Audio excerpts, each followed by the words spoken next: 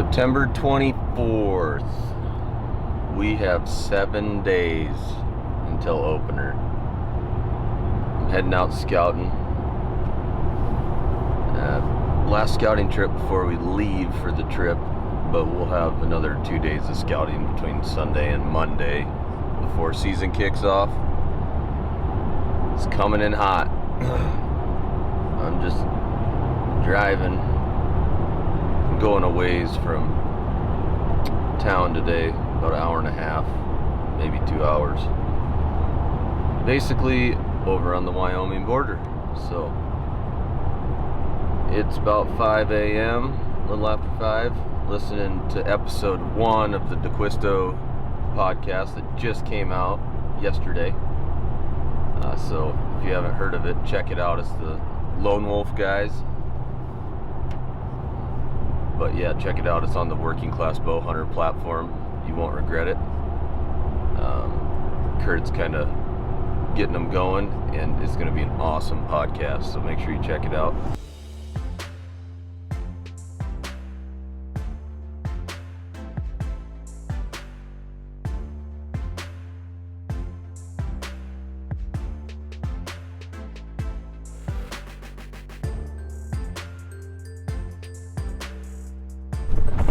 Yeah, I just got back to the truck after that. I saw that buck up on the hill. He wasn't very spooky, so I went down the road and parked. Snuck back, did a little jack pine hopping. Got to 78. There was one branch that I thought I'd slip it by. I couldn't tell if it was like 10 yards from him or like a foot in front of him. But I shot and had a good range and everything, but my arrow just kind of kicked right. It nicked that branch and ended up missing him. But I just went up there and just made 100% sure there was no blood or anything. I never did find my arrow, but I climbed up the next hill and glassed for a while, and I saw him and 3 other bucks feeding down the hill, so he was unscathed. I'll move on, go try to find some elk now that I wasted about an hour of prime time. Go find something. Finally got to the spot I planned on going this morning. Then I got after that deer. I just got out of the truck, started to hike in, and heard a bugle. Just gonna take it slow and see what's in here. They were definitely in here this morning. It reeks in here. Bunch of beds. Like they're basically right over this. Oh, that's where I heard that bugle come from. I'm just gonna get into position where I can glass that little hole there. See what's in here.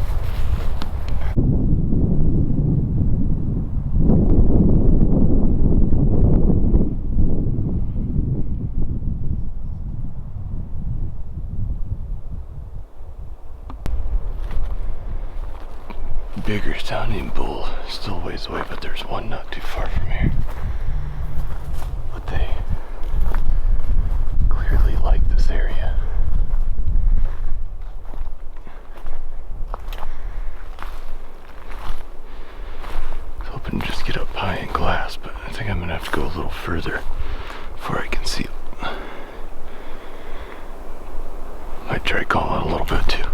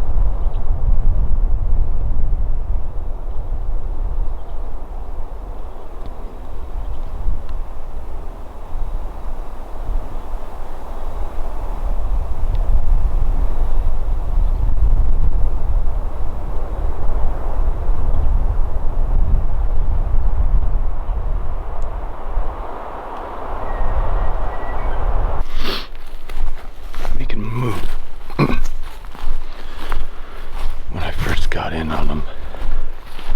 He was actually bedded down on top of the ridge. I could see him. He bugled from his bed. And I figured that he had some cows in there because he's a pretty big bull. And he did. Making my move.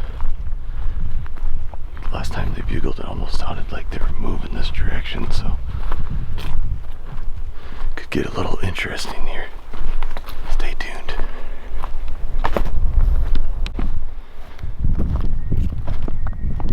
There's two bulls fighting.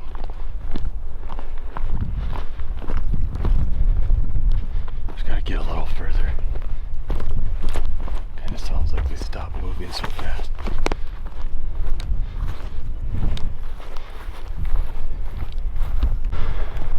I can't catch up to him.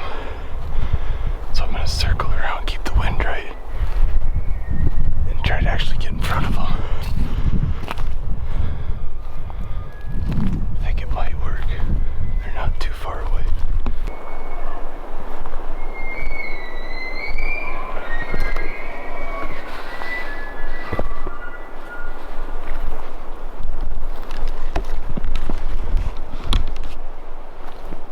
So thick in here, I just can't put my eyes on them. It's loaded.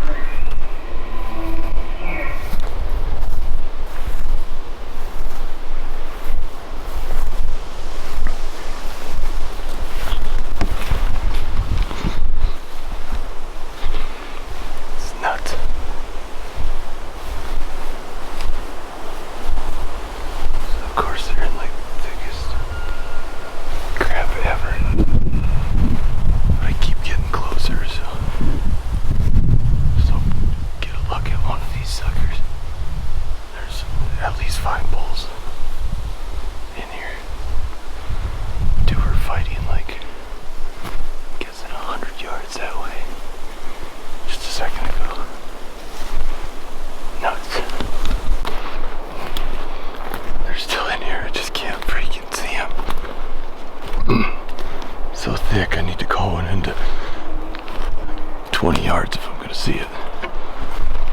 So I think that might be what I'll try to do.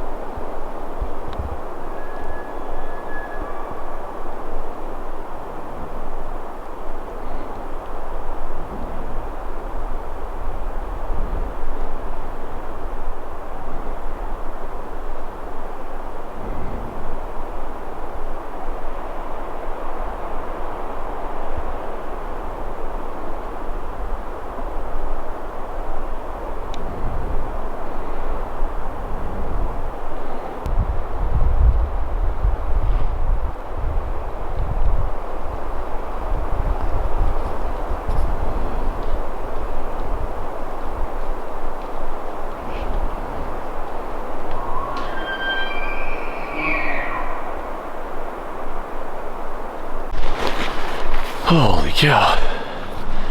Fired up this morning. Finally got in on him bedded. That bull kept wandering back and forth because he had cows all over. There was a couple other bulls nearby. One of them started to came in. He chased him off. He just didn't want to come off the hill and see what I had going on. Not a shooter, but a nice 6. It's weird, it looked like he busted his eye guard. Like this morning, it was a fresh break. But Jeremy's been waiting for me for probably an hour and a half. I've been surrounded by elk, so I couldn't really leave. I'm gonna get out of here, go meet up with him. We're gonna go try to find some mule deer.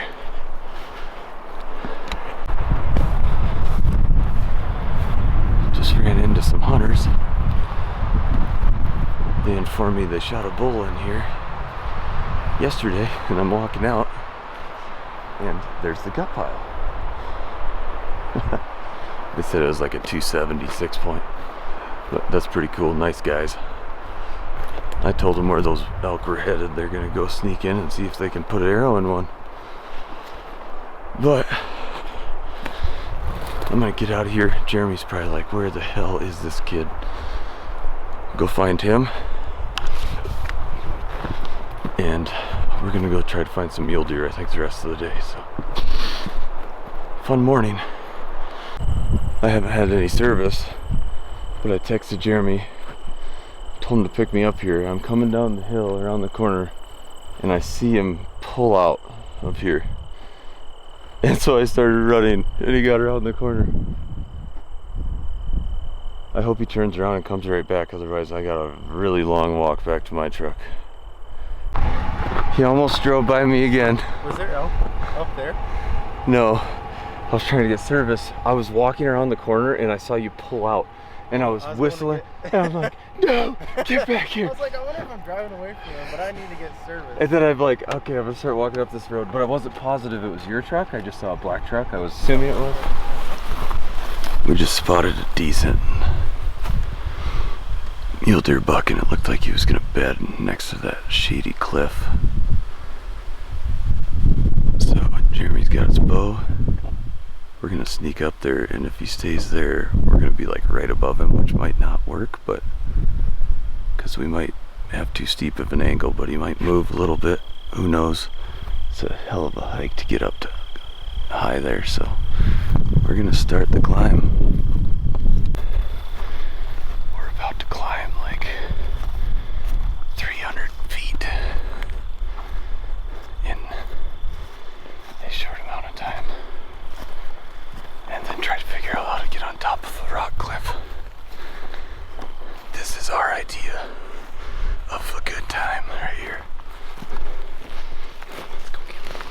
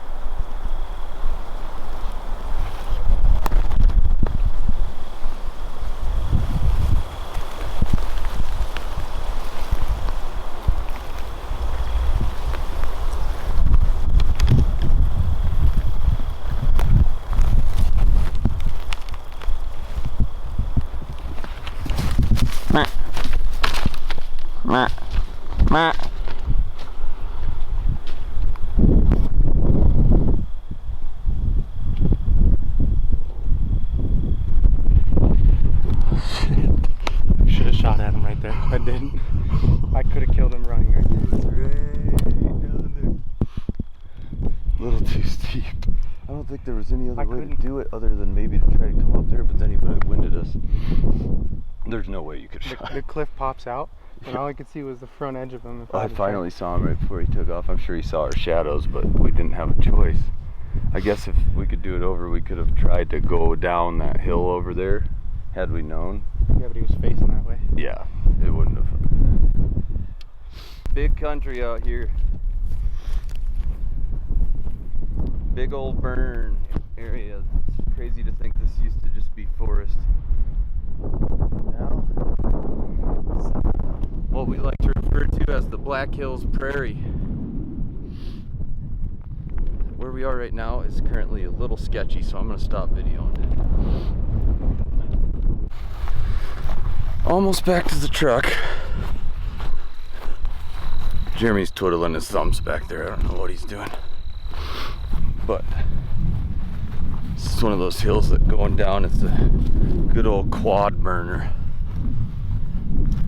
But I can see the truck.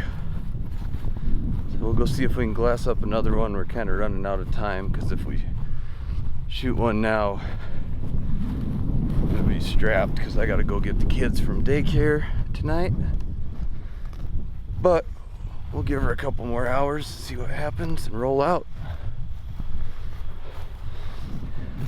By the way, this TNK harness, I've told you before it's legit, but I got this new rangefinder pouch. Super awesome, super easy to use. Hooks right onto your harness. I'm telling you, if you don't have a harness yet, you should have one. You're missing out. And if you do have a harness, get that rangefinder pouch because it's a game changer. But we'll go see if we can find anything else. We gave up on the old mule deer. We were just running out of time to a point where if we shot one, we were gonna have to come back late tonight to get him out of there. So we are heading back towards town, but on the way we're gonna stop and hike into an area I haven't been in since before season opened. Or the very first week of September, I think, when archery opened. But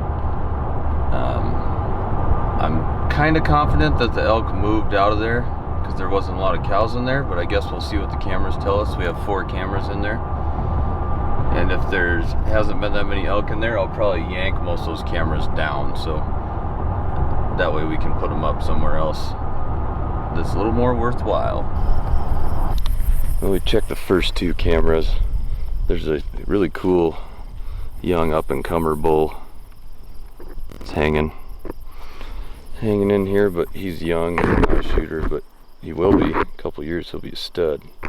And then there's this super blurry picture that looks like a nice one, but it's hard to tell how good he is because maybe he just looks so big because it's all blurry.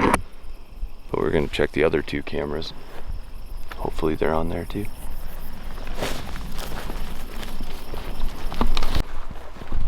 That concludes our scouting pre-season trips. We're still gonna have a couple days to scout right before season, but we'll probably lump that into the hunt video.